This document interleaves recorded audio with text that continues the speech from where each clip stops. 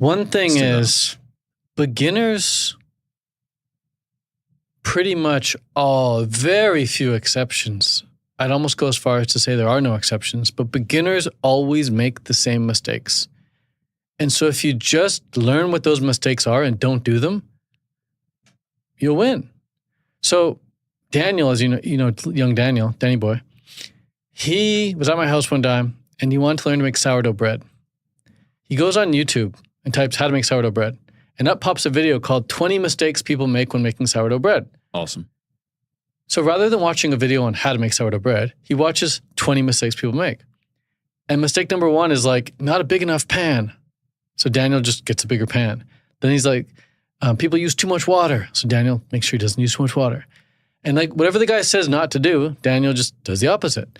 And by the end, Daniel made the most perfect loaf of sourdough bread, which you're not even supposed to be able to do your first time around. It's supposed to be impossible to make a good sourdough bread your first time because there's so many steps and so many mistakes you can possibly make, which beginners are bound to fall into.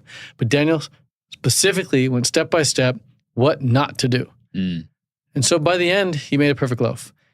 And so I think just by paying attention to what not to do, you'll be great.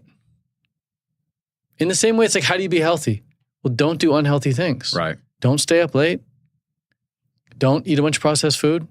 Don't sit around all day and do nothing. Don't be alone all day by yourself. Don't stay stuck indoors without like natural sunlight and without fresh air. Like, here are things not to do. You don't smoke, don't drink. By not doing those things, you'll naturally be healthy. And so I would study the mistakes people make. And a few of the mistakes are, like I said, just telling people to come to your community. That's a brutal mistake. Another one is not having a really clear end result.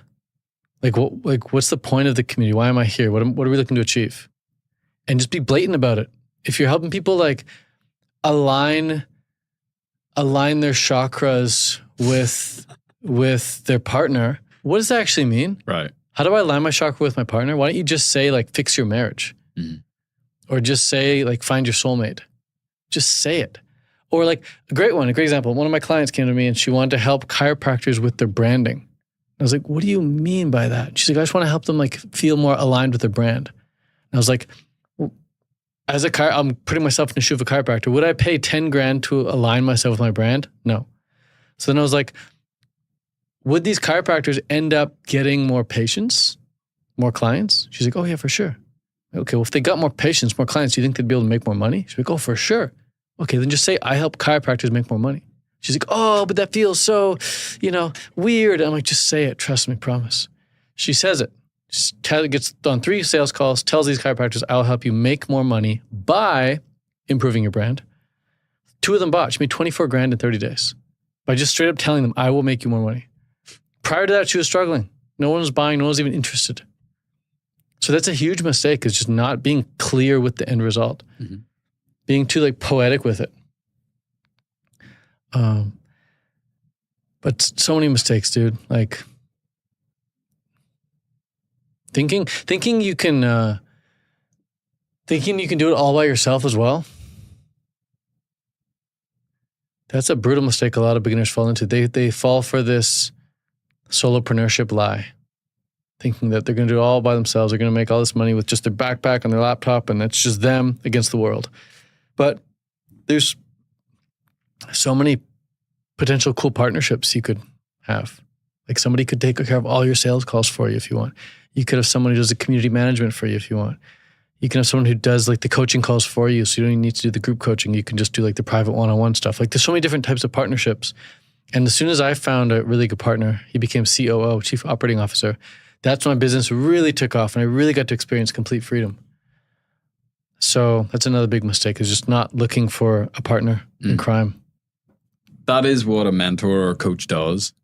They hand you the sheet of paper with all the things that they've crossed out on it. So like the sourdough bread example.